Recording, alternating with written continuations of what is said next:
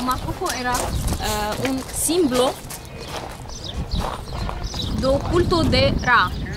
O obelisco simboliza o culto de Ra com essa forma piramidal lá em cima. Simboliza o sol.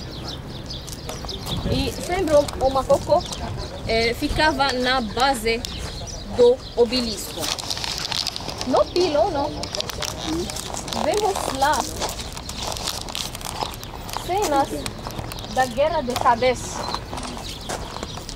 Ramsés II, nos primeiros anos de seu reinado, tinha uma guerra forte com os hititas, os asiáticos, para controlar o mundo antigo, para controlar Palestina, que estava em meio do Egito e a terra dos hititas.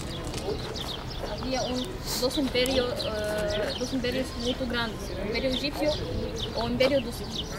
Então, fizeram essa batalha, era uma batalha muito importante na história. Nas cenas egípcias, Ramsés II ilustra ao povo que ele ganhou essa batalha.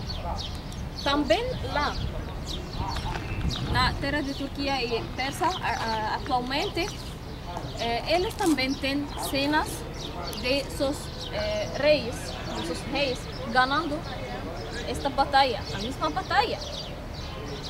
Mas quem ganhou essa batalha? Ninguém sabe. E ninguém ganhou essa batalha. Era uma batalha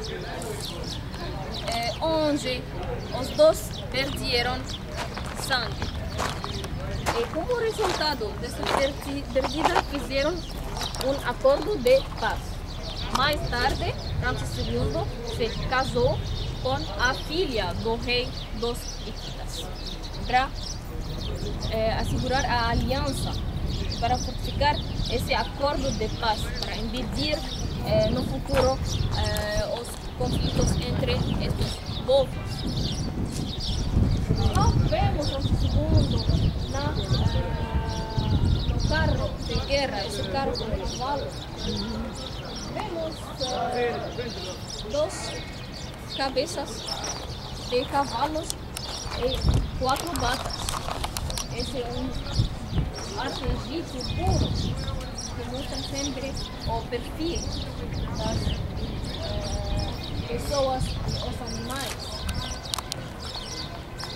A fachada estava coberta totalmente, bem demonstrada, mas pouco a pouco o lodo, as facções da erosão dañaram a fachada. Essa cabeça era uma cabeça também, uma estátua muito grande de Ramsés II, sentado igual dessas duas estátuas de Ramsés II sentado. Antigamente havia 3 em cada lado, 3 estátuas em cada lado. Agora vamos entrar na primeira sala.